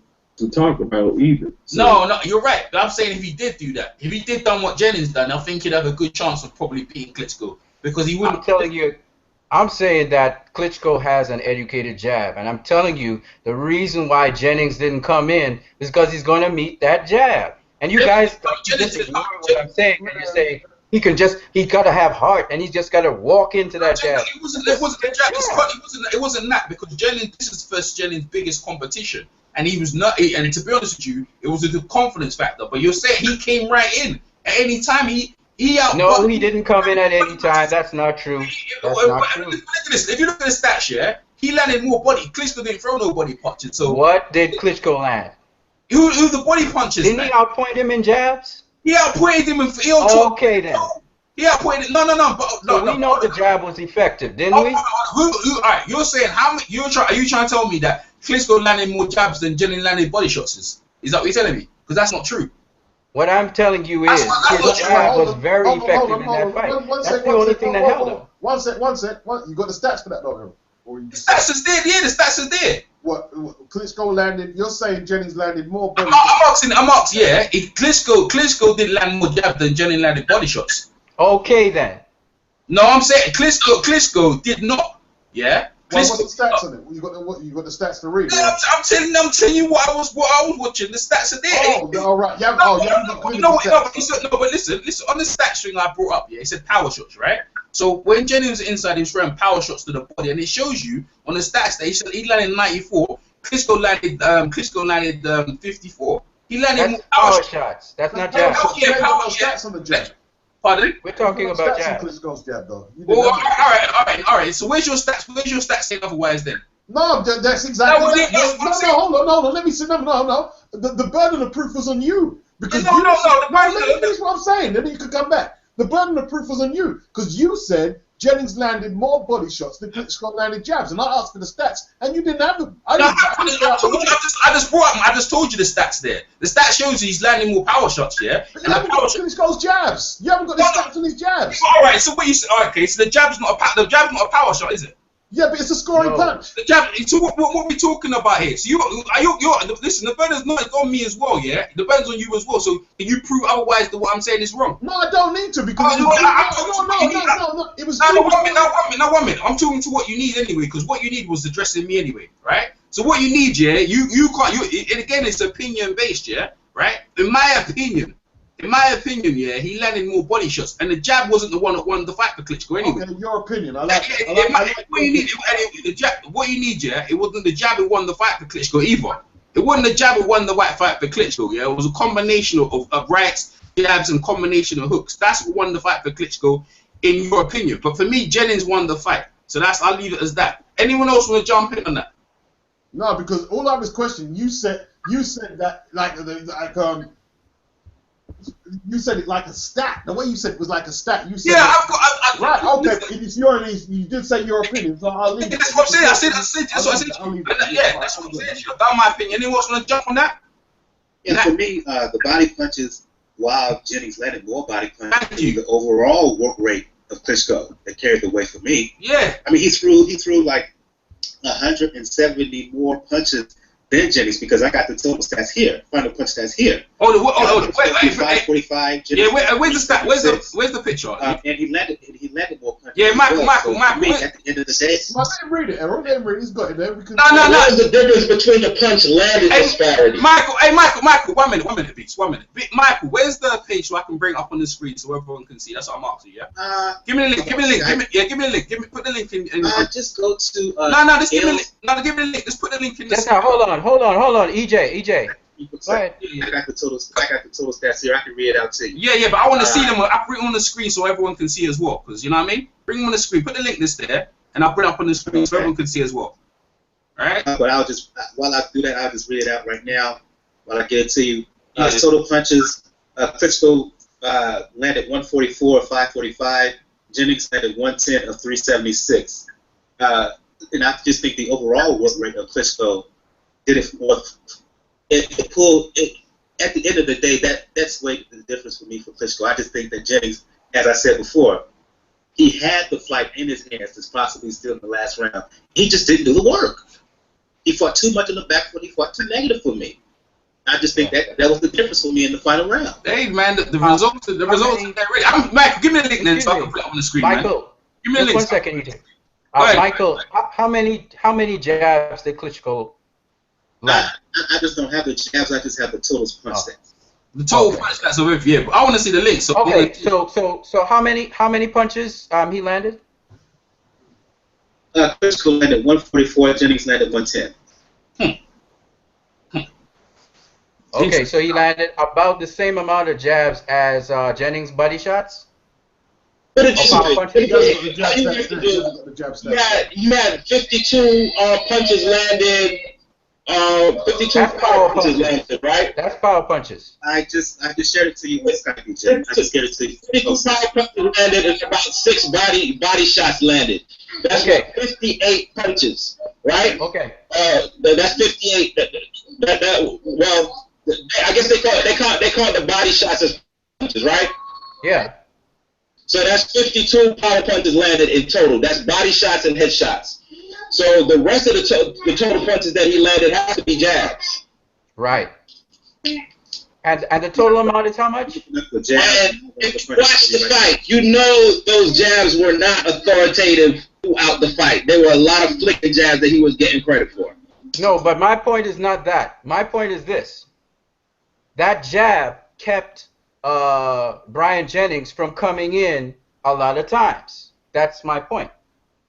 And that is an effective point. And remember, Klitschko was walking down Jennings. Jennings was mostly on the ropes. Then he would come in. Isn't that right? Am I right or wrong? He was mixing up the attack. When he was on the ropes, he was using head movement, and what's the name couldn't land. Vladimir couldn't land no shots on him. But my point is, here's my point. My point is this. Very elusive. My point is this. I understand all of that. Trust me, I get the credit. I understand Brian Jennings is a smart boxer. But my point is, Klitschko is pushing him back. Sorry? One at a time, yeah? One at a time. Michael, go first. Go on, Michael. Oh, sorry. I tend to agree with Natty on that point. Even though I had Klitschko winning close, I think that Brian Jennings did a lot of things in there, subtle things to neutralize the attack of Klitschko, particularly the jab. Klitschko wasn't nearly as effective with the jab as he has been in past fights. Exactly. Nor with the right hand. Exactly. Right. Wasn't the jab that won the fight, man. It was. Can I go ahead and speak, or? Yeah, go ahead, bro. Yes. My point is this. I know Jennings he was actually quite slick in there. Okay. Nice upper body movement, lovely lateral movement, trying to find those openings to throw the jab to the body. I get it. He was trying to come in as well, right? Well, what I'm saying is, who was controlling the action? Brian Jennings said it himself. He said, I couldn't just rush in there. You heard him in the post-fight conference? He said, I didn't want to get hurt. I didn't just want to rush in there. And the reason he didn't want to rush in there, let me just tell you two very important points I noticed. Two were the feinting that was going on in there. These are key points. The feinting that was going on in there, and every time Jennings tried to rush in, he was met with the jab. Now, you got to understand, if you are met with a jab in your face, it's telling you, no, don't go any further. Look for an opening. When Jennings thought he saw an opening, he realized Klitschko had covered that area. So I'm telling you again, the guy who was controlling the action, and I told you it was a dominant performance, like Floyd Mayweather, is Klitschko. Now, again, you guys may not agree with me because Jennings performed better than you expected and so on. But again, I'm telling you, that jab was a factor in that fight why Jennings did not get on the inside as much as he wanted to. Trust me, he wanted to get on that inside a lot more than it. Now, Klitschko didn't land all the time the straight right or the jab on him, but he got that jab in his face all the time. And when I say get a jab in your face, it doesn't mean I'm hitting you hard. I'm not saying that he's hitting you hard, but he's letting you know, step in, I'm going to get you. Free shot. Why give a dude whose money punches the right hand a free shot so you don't rush it? And fools rush in. You know what I'm saying? So that's what I'm saying. I wouldn't take Look, that. man, it's not a matter of fools rushing, yeah? It's not a matter of fools rushing, right? Listen, if they set a precedent that you gave Jennings the title, right, considering Klitschko threw nearly 100-odd punches more than him, it would have just been bad for boxing. That you could win the title and have been so lazy that you're smiling because you went the distance, you know, and stuff like that. Klitschko, look, like even the punch stats, it bears it out. I'm bringing up the stats in a second. I'm bringing the stats. He threw a whole lot of shots. So many punches. He threw so many more punches because he was frustrated that he wasn't landing. So he was trying to make up from the punch that he missed the attempt before. He threw more and landed more, and he was the champion. As far as punches landed, he only landed like 30 more punches, and most of those were 30 more punches. That's You heard that? that's 30 more punches, brother. Listen, that's 30 more than he threw. Listen, at the end of the day, you just said it by default. The jabs were very inaccurate. No, but you just nailed your own argument. Like you can say, Hey, it's on the screen. It's on the screen right now. So say 30 punches more, but it's 34 more. That's the point. He landed more and threw more. He landed more, threw more, and he's the champion. There's no argument. I know that's just 34 punches more landed, but most of those were jabs. And if you actually watch the fight and get away from, that's why I don't really like to talk about the stats. Yeah, the stats. Yeah, I like to be looking at the fight and see what, and talk about what I actually see. That's why I said. And the thing is, people doing the stats, yeah, the people doing the stats is someone pressing buttons as well. Like someone pressing buttons. I'm not saying like they made error, but the stats they're on the screen. It was you who brought them up, Harold. Let me finish what I'm saying. Yeah, like the people doing this, that I ain't saying they made error. I'm using the stats. You can use the stats to try and help your argument. Yeah. But as you can see on the screen, it says Klitschko landed in 140. Like Michael said, he landed 144, Jennings 110, right? And obviously, then you got the percentages. So Klitschko outlanded 26%. Jennings, but Jennings said they got Jennings 29%. So how that work? So he got percentage, yeah, because obviously Klitschko landed more. He just landed more. Yeah, he's efficient. Yeah. No, you got what the percent. What that means is the percentage. They're just comparing his percentage to how much he threw. It doesn't mean he landed more. It's just the percentage he threw compared to Klitschko's. That's all. I know. Anytime he got an opportunity to land, 29% of what he threw. 29% of the time he landed. That's all it's saying. What I'm saying to you is that, in my opinion, yeah, who's that? Go, yeah, Chris, you gotta go, yeah. All right, cool, no worry, Chris. Yeah, what I'm saying, in my opinion, yeah, I feel Jennings won the fight by 1 round. Natty had it again as well, and the rest of you guys had it different. Like, again, it's subjective. I gave Jennings 3 rounds. No problem. No, hey, listen, you're not the only one because the judges said that as well. But from my opinion, even Jennings said himself he thought the fight was closer. A lot of people in Philadelphia, he's not the only one saying he won the fight. So if you go back, the bottom line is Klitschko still has the belt. And boy, we see who he fights next and move on. But I tell you what, that there for Klitschko was close. But the bottom line is he's got the belt and we move on. All right, we're going to talk about... Before we move on, EJ, I want to say this. Brian Jennings is a very skilled boxer, and it was a chess match in there. Very skilled boxer, all right? And all I'm saying is, if Brian Jennings can't beat Klitschko, okay? And I'm telling you, I go back to Sultan Ibragimov. Go check that fight out. Yeah, and see, he was actually more successful than Brian Jennings. More successful. All I'm saying is, Brian Jennings... Sorry? We went over this, man. Let's move on, man. Let's move it on. Let's move on. Don't agree to disagree. Yeah, bro. Yeah, let's agree to disagree and move on. Yeah, because you're gonna burn that one. That's you. All right. So we're gonna talk about next week's fight, man. And there's no point even talking about the undercard because the undercard ain't even no undercard, man. Right? The Mayweather and Pacquiao fight, bro. This fight is just, there's so many subplots, right? But you know what I'm gonna do today? Yeah, I'm gonna tend to talk about the issue behind the. Did you see the behind the lines documentary? Any guys see that? No. I watched 78's video on it. I watched the documentary, yeah, and and they always do this around the same time. I think last year they did the same thing. They bring up all this wife beating stuff. They always keep doing this. I don't know why. Like they're so off the foot. It's ridiculous. It's like a witch hunt. Every time they promotion. Yeah, but it's like they do it all the time. It's like I don't understand. They just, the guys already paid this time. They went. They see how deep they were, right? They went to. You know when Floyd was doing the premiere where they do the Oscar, where they do the Grammys. They went there and asked him questions on there, asking him about that. They asked his dad, and they were asking the Nevada Commission as well. Why are you giving him his license? Don't you know he's done? And the woman told him he's already paid his penance. He's been to jail. And then basically they're trying to stop him from getting his license. It's a serious witch hunt, which is ridiculous, yeah. Around this time. Go ahead. But they're also trying to get people to watch the fight. So if you hate him enough, you're gonna watch it. Yeah, but what my point is, I understand that. But what I'm saying, people might see it another way, but it's just causing people to have some serious disdain for him because most of the women he's had argument with, he's been in relationships with them, and everyone has arguments. And it's just because Floyd is famous, it's blown out of proportion. I ain't never hit no girl or whatever situation he is with his baby mothers. But they're all baby mothers or their so-called girlfriends he's been with for years. And they get an altercation and the police is involved and it's blown out of proportion. I saw the documentary and I was watching, I was like, this is just terrible. It's like, you don't really need that necessary press. It's like someone has a serious vendetta around him.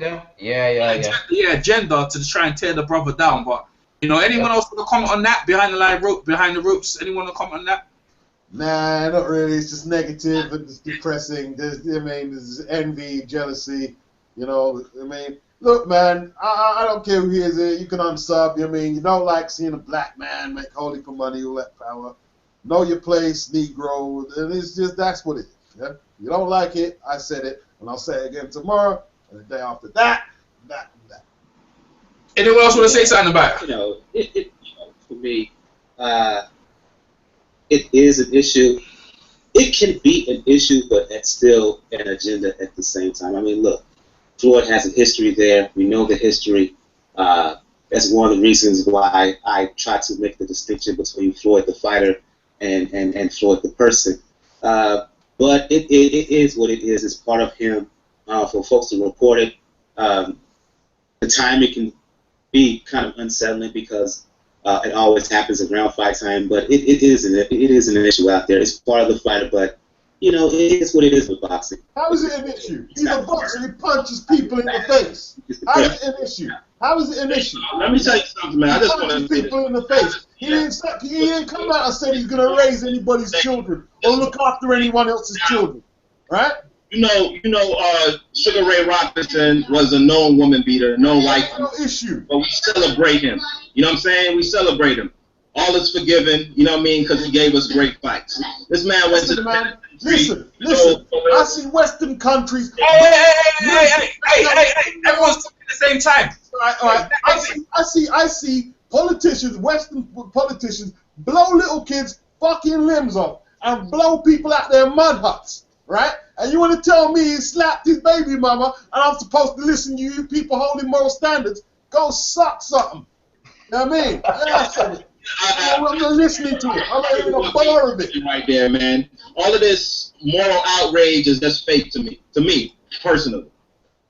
And it's just more than the same when it comes to Floyd Mayweather Jr. and his career. He converted into money. You know what I'm saying? Especially when he started breaking these record numbers and started being ultra successful and got to the top of the game. It's just more of the same bullshit.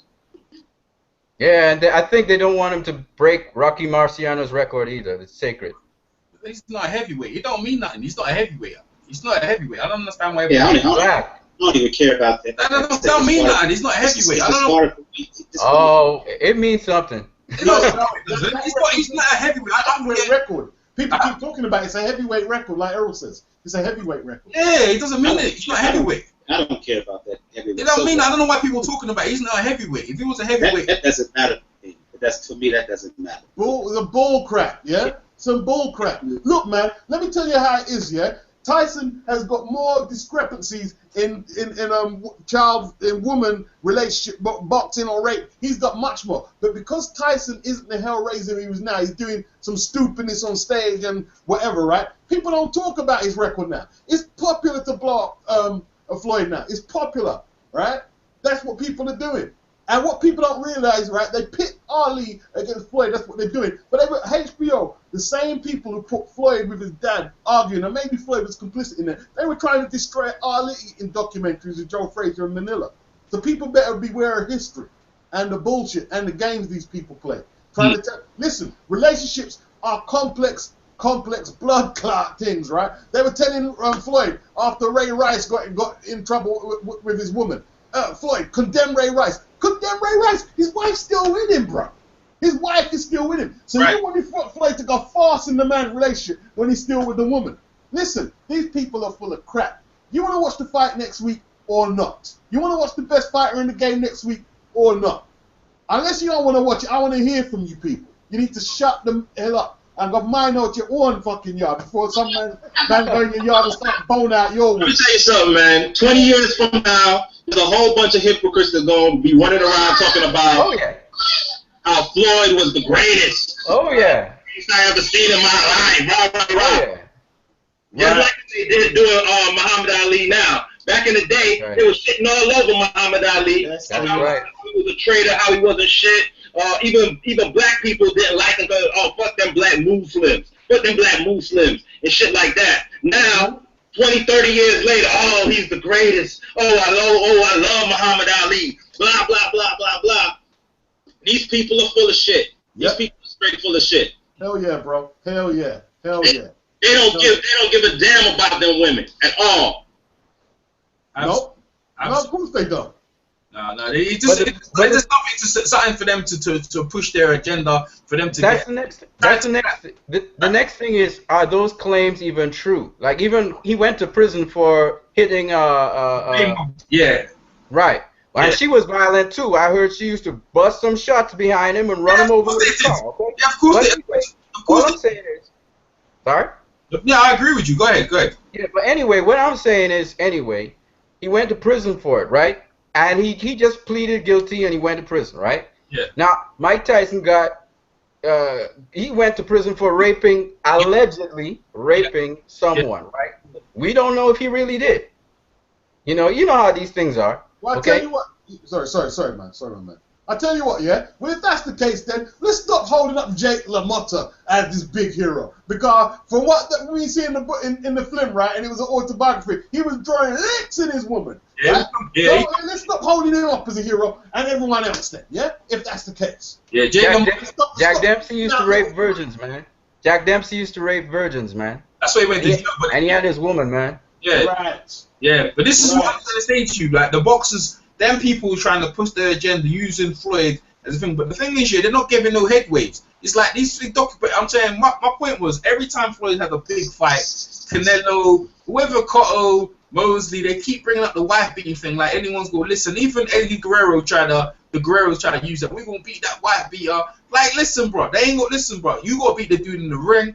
End of the day, like, Pacquiao is the favorite. Pacquiao said when he beats Mayweather, he's gonna convert him into Christianity. You know what I'm saying? And Floyd's like a Christian already. Like, Floyd goes to church with his grandma. He's been getting there for the longest. Like the stuff that's being said is ridiculous, man. But bottom line is, we're 6 days out, and it's gonna be a great fight. I don't know. Let me ask you this question: do you guys see the Legends on HBO? The Legend. Oh yeah. All right. That was great. Let's talk about that. That's a bit more like. Hey, all right, talk about it, cause I'm gonna watch it later. Cause I got it set up on my TV right now. But go ahead, let's talk about it. Yeah, go ahead. What you need to talk about, bro?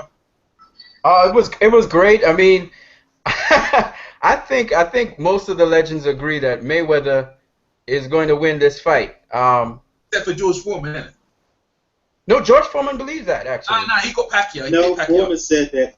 He said Pacquiao. Got Pacquiao, bro. Well, he said. He did say Pacquiao on Legends, but I think he said it tongue in cheek. He said if he does, he says Pacquiao. He says Floyd wins the fight, but Pacquiao wins it by 1 round. No, he said if Pacquiao, because Floyd don't work on the first round. He'll have to come back. Yeah, he'll have to come back in the first 4 round. Pacquiao's gonna win the fight, so he picked Pacquiao. Yeah. Right. So he's saying that Floyd will not catch up enough. Yeah, Pacquiao will win the fight. That's how he said it. Yeah, he got Pacquiao winning the fight. That's how he's got it.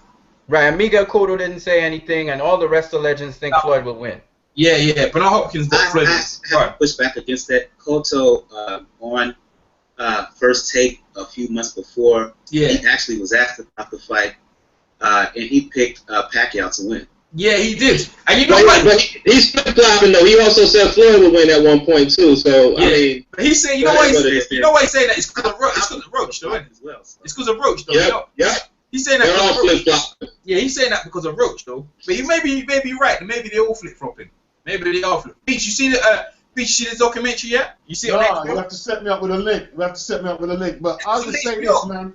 I'll just say this. Yeah, a lot of opinions. But, man, I'm glad this fight is happening. And if he loses, he loses. But in my opinion, I'm glad he's getting at least he has destiny in his own hands to punch out my boy in front of everybody, trying to demonize him and make him look like Satan.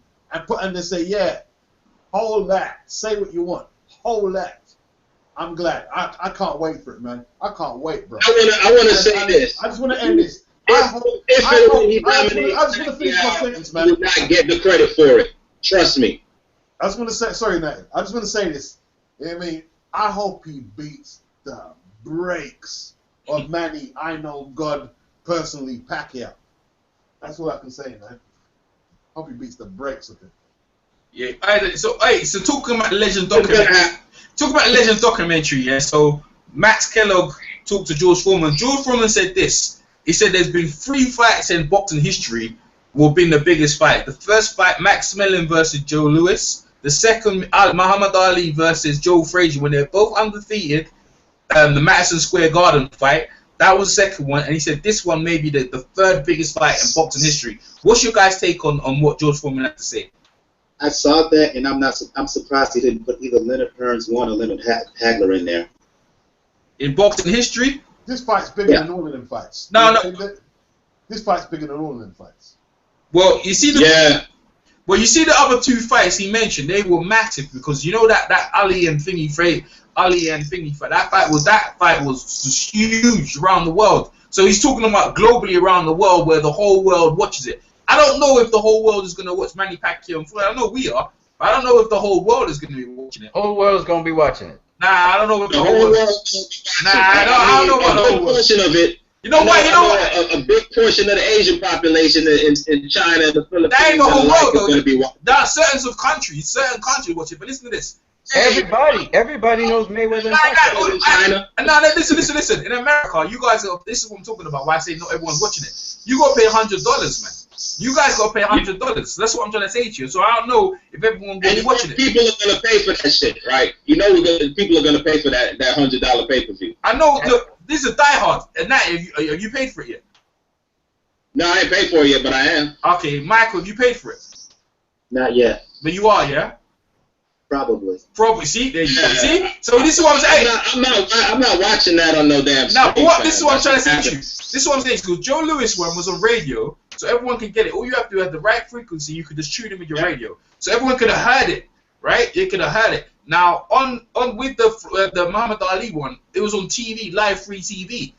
It was on free TV around the world. If you had the TVs, you just turn your TV on, you'd see the fight. So that's what I said. No. We mean no. The first Ali Frazier wasn't on live. It was on live free TV on delay, so not live. It was on circuit. Yeah, but TV. Them fights on TV cinema. Because of the political implications surrounding those fights. That's why he said those fights were so much huger or as huge because of the political implications that surrounded those fights with the World War and Ali coming back from retirement, refusing the draft and things of that nature. That's probably what he was getting at as far as the bigness of the fight or the importance of the fight. So let's talk about the political thing a bit. Let's talk about the political landscape of this fight. Has this fight got any political bearings? I think it has. Somewhat. I think it has somewhat. Congressman of the Philippines. There's a racial dynamic there that's going on. Yeah. And it manifests itself in the comment section on YouTube and Twitter and things of that nature. And it's been going on at least for the past 5 or 6 years. So, yeah. And then it is, you know what I mean? We all know what that is. But, sometimes racial line, it's kind of tricky there because sometimes racial lines are being crossed, man, because it's not only Filipinos that are back, Filipinos and white people back in Pacquiao. There's a lot of black people back in Pacquiao as well. And the same thing, there's not only black people back in Floyd Mayweather. There's a lot of white people and Asians and Hispanics that are back in Floyd Mayweather as well. Well, context is critical here. In terms of under the surface, Natty, I will agree with you. But in terms of just out front, I would say Holmes and Cooney had more. Oh yeah. I mean, King to a certain extent, but particularly Cooney, his manager, his promoters, and whatever, they were clearly playing the race card before their fight and during the bout. No, this is different. This is different, Mike. I hear what you're saying, but this is different. But under the surface, covert, if you will, absolutely. But overt, I would argue Holmes and Cooney that had much more. No, this is different. And it was a different time too. It was a different time. No, this is different. Let me explain. Go ahead. Social media, so. Hey, Matt, let me explain. Go on. Right? When Holmes and Cooney were fighting and Rappaport and King drummed up broke it down the racial lines. Yes, that was to divide fans. That was just they wanted the white guy to win, they wanted the black guy to win. They divided it that way. This one here is different. They're going after an icon. They're going after Floyd, the icon. They're going after this guy who's breaking unprecedented records. It's a different dynamic. This one is really personal. There wasn't nothing personal against Holmes. Holmes, Rappaport and them guys, they just created that to sell for, well, they thought it was a ploy to sell tickets But with the White Hope band. This one here is serious. Michael, let me Beach finish it. Let Beach finish it. The people who want Floyd to lose, right? They have a vested interest in not seeing this black man rise up and be successful as he could potentially be. That's the big difference. It's like Jack Johnson versus the Great White Hope. Right. Go ahead, Michael. Go ahead, Michael. The remake. I would mention Johnson, whatever, but I would push back somewhat because I know some black folks who don't want Mayweather to win. The reason I mentioned Holmes and Cooney, why did a Ronald Reagan phone and wish Cooney good luck, but refused to do the same thing to Larry Holmes? That's why I say it was much more. It reached all the way to the White House, and when you reach it to that level, on the surface, Pacquiao Mayweather does not compare on an overall level in that regard. Cool. Well, I would say it compares to Jack Johnson versus that guy that beat him, because Jack Johnson was actually. Jeff Willard. You talking about Jeff Willard? Sorry. Jeff Willard. Jeff Willard, yeah. And even when he beat Jeffries the first time, there was riots. There were riots, and people were burning down people's houses. Compares to that? You saying Floyd Mayweather and Pacquiao? No. Are you saying it compares to that? You really? You mean beating me both? No, hold on. I'm saying that this is a modern day version of that, because they actually are. Listen, wait, hold on a second. Let me just finish. I'm saying that they want Floyd Mayweather to lose because they don't like his icon.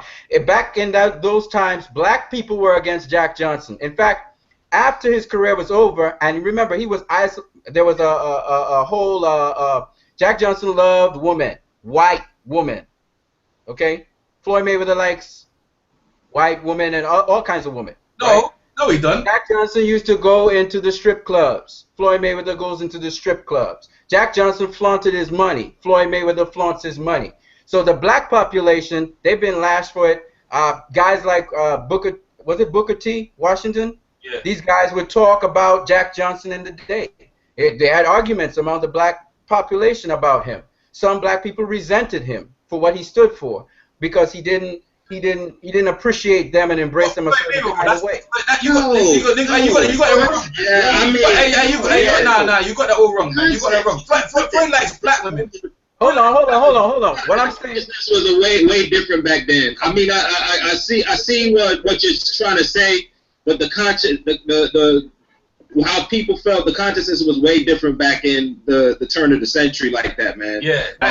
Trust me, it's the same thing now. It's the same thing now in a slightly different format. Racism that existed at the time. I mean, people were being still hung from trees like at random. You know what I mean? And the disagreement with Johnson was about his position in terms of the fight against Jim Crow segregation. It's a whole different dynamic that you cannot compare. It's really unfair. No, listen. I disagree with you again, because you're saying racial segregation, all these things. This was a man who was rich. He was an icon, and they actually took steps and measures because he was too bright. He was shining too well. He was beating a lot of white dudes, making them look stupid. Because the black man in boxing. Hold on, let me finish first, and then you could. Because the black man in boxing was seen as an animal. He wasn't seen as intelligent. He wasn't seen as a strategist, and this man came in and blew that theory out the water. Not only was he black, smart, intelligent, rich, but he was also free. And that was something they could not stand. And so they actually formed laws against this man to isolate him from boxing and to keep him from enjoying the sport. What he's comparing, I think, if I'm getting it right, he's comparing the lifestyle. The lifestyle that he lives and how the establishment resented the lifestyle. Yeah, but the establishment likes Floyd, though. The establishment likes Floyd, though. Was living like that. Yeah, but other black folks with money too. Yeah, but they weren't. He just wasn't as. They just was not making brazen and arrogant. Yeah, they weren't like that. All right, flamboyant. They weren't as flamboyant as a Jack Johnson or a Floyd Mayweather. Hey, what you need, yeah? It wasn't that much of a. Now listen. Listen. 1 minute. What do you need? What I'm trying to say. You see how it's different, yeah? I didn't see people moving court dates so people could have fights. Like, this is what I'm trying to say to you. The Nevada Commission and the whole of the state of Las Vegas, they're for Floyd. When Floyd had trouble in court, they moved court dates. They go out their way to bend because Floyd brings money into the economy. And they did it with Jack Johnson as well, EJ. 1 minute. EJ, they did it with Jack Johnson as well. One second, my friend. Yeah, and what I'm also Floyd's got friends with Jerry Jones, also seen with Warren Buffett, one of the most richest men in the world. Like, Jack Johnson wasn't moving with them sort of powerful people. Of course, so what I'm trying to say, one minute, yeah. No, that's what I'm trying to say to you. Floyd is in a powerful establishment. Right, but what it is that they can't touch him. That documentary was real weak, yeah. And then all these attempts to try to tear Floyd down, it's almost like when people try to tear down Donald Trump and his film. I'm not trying to say Floyd is the same as him, but because Donald Trump's so powerful. No, I'm not. But what I'm talking about is the powerful of the money. The man has so much money and so much power and influence that people can't touch him. Floyd's got it right when he walks around with bodyguards and people, so they can't even get close to him that way. Like, not like Adrian Broner when he's on the road driving with his girlfriend. See, that can't happen to Floyd because he has security around him. My point is... what I'm saying about Jack Johnson... The point is, how this thing is to do with... Like, if you look at Floyd and what Floyd's bringing, he's basically bringing drugs. He's bringing drug testing into the fighting, so you can question Manny Pacquiao's achievements. Also, what Floyd's bringing into the game, he's bringing the economy. He's talking about all these people who was on top. Mike Tyson... all these other people, the merchandise what Floyd's doing, the branding what Floyd's doing, it's unprecedented what he's doing. He's doing, like, I remember Roy Jones when he was on top, he had a rap album and it was all fine and game. But what Floyd's doing, Floyd is completely revolutioning the game that any other young entrepreneur, black fighter with all these things can come into the game and could muster all this, could get all this money. Like, what they've done is unprecedented. Not Manny Pacquiao, you know. Manny Pacquiao's branding himself with Nike and all these things, but what Floyd's doing, Floyd's not even with Nike then. He's got his own branding, his own company, he's getting money on the popcorn, he's getting money on the hot dogs, he's getting money from the stands, he's getting money on pay-per-view thing, merchandise, everything. That is unprecedented. And that's why he's completely different from Jack Johnson, who didn't have that. The only guy nearest to him... EJ. One minute. I'm trying to get you to focus because you're all over the place. I didn't interrupt you when you were saying, yeah, the only person... I know, okay. But you're going away from the point, though. No, I'm not. The only guy similar done that, yeah? The only guy similar that was Sugar Ray Robinson, who done the same thing, got money on the TV and all the thing. The only political thing I can say in this little thing is that that Manny Pacquiao is the Christian element. That's where I'm coming from. Is this element where Floyd is like the devil, and man, as you can see in the picture, like Floyd is the devil and Manny's the angel. That's the element, as you can see in the picture right here, and money's they're all gonna get money for it. But go ahead, what you need. Go ahead. So what I was saying, okay, first of all, you kind of went off of what I was saying, but it's okay. I'm gonna try and draw it back in. First, you said that Floyd, gets favor from Nevada. Now, Jack Johnson was also getting favor in fights and so on because he had a manager. His manager was a white guy. He knew dukes. He knew queens. Everybody hearing me, or you getting that background noise? Go ahead, man. Yeah, he knew dukes, he knew queens, he knew kings. That's how when he was in his isolation, he was able to get jobs and work and all of that. So like Floyd, he has high connections. But what I'm saying, Nevada depends on Floyd to run their economy, to run their revenue. So that's his relationship with Nevada. I was going to say that because the state of Nevada wasn't doing him any favors, trust me. They ain't doing him no favors. It's just he helps run their economy. He helps them by having a fight. So it's a business venture that he's involved in. It's not that they love him to death. They don't love him like that. Okay? So the MGM, so you're trying to say the MGM stands, yeah? He gets profit for the MGM. They have dates specifically for him. They look out for him. Because he makes money for them. He drives big business for them, right? Now Jack Johnson was the same thing. Listen to me. Jack Johnson was a businessman and an excellent businessman. That's how he got his wealth. Because everybody wanted to see him get beat by the next great white hope. And that's how he made his money. That's why he didn't fight a lot of black fighters once he came to the big arena. Okay? The same thing like Floyd. Okay? I wouldn't be surprised Floyd was borrowing off of that model. Big, flashy, outspoken, rich. Okay? That's a Jack Johnson model. Okay? For those people who don't know, Jack Johnson was wealthy all the way to the end. He died in a car accident. Okay? He was shunned upon by the black community, certain people in the black community. Other people in the black community had a different perspective on him. Okay? Just like Floyd Mayweather, it's all about morals. He's not moral, he's immoral. He goes with hoes, he curses, he swears. So we can't back him. He needs Jesus. He needs somebody to humble him. Okay? That's true. Same thing. I agree with that. This ain't nothing new. This has been around a long time. Yeah, that's what I thought. He was talking about the lifestyle, not the exact, you know what I mean, political environment that exists. Now, you know what? I was thinking we could make a more political environment. The comparison is really unfair. Yeah. He has a point in that regard. No, I in that regard, what you just said, that I have a point in that. But what I'm saying to you is that I didn't see no one making concessions for Jack Johnson. They ain't, bro. You know what I'm saying? Like, but with Floyd, he gets a lot of. That's why people are upset. He gets a lot of concessions. He gets with people. That's why they're after him. They feel like he's getting away with too much. Well, Jack Johnson got a lot of concessions because he was a boxer and he was giving back. So he didn't. He made a plea bargain to go into prison. He made an arrangement so that he would go into prison, and he didn't spend the full time. And he came back out and he started to box. So Jack Johnson, like Floyd Mayweather, wasn't he still doing business from inside prison, making? That's right. Correct. So he had a lot of privileges as. Well, Floyd was the prison Floyd wasn't that bad. I heard it wasn't even that bad. You know what I mean? He was in solitary confinement the whole time. Yeah, he didn't want to eat the food. He had his own food bin. He had his own food bin freaking sent to him. He had his own food. He didn't touch none of the food was in the prison. He didn't eat none of that. Nah, he didn't eat none of that. So, but the establishment. I can say the establishment, right? The authorities were after Jack Johnson. I don't think the authorities and the establishment are after Floyd. That's the difference. I don't think they're after Floyd. I think they like him. You know what I mean? They were after. They made up laws. They made that law that the White Man Act to go after him. You know what I'm saying? They're not. But that was something from. That wasn't the boxing establishment. The boxing establishment didn't hate. It's called the Mann Act. Sorry. It's called. What's that?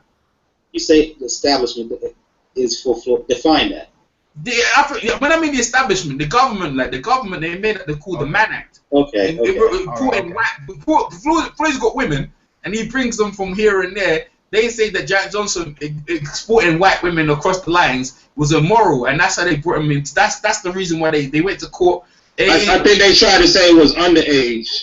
No, it wasn't underage. No, it was about prostitution. Prostitute. Yeah, they weren't underage. The one girl, underage prostitute. No, they weren't underage. No underage. They're all of age, Natty. They're all of age. But what it is, the establishment is not after Floyd. Floyd's own women. See, the problem with Floyd is his own women, like Mike Tyson in that regard. The women he's with, they're the ones who are pulling him down. But the government, they went out their way to get Jack Johnson. So my point is, they like Floyd. Their government are working with Floyd. They're not trying to tear him down. Even this organization, he was supposed to go to jail a certain day, and they stretched it out to make sure he didn't go on that day. I mean, they didn't do that to Jack Johnson.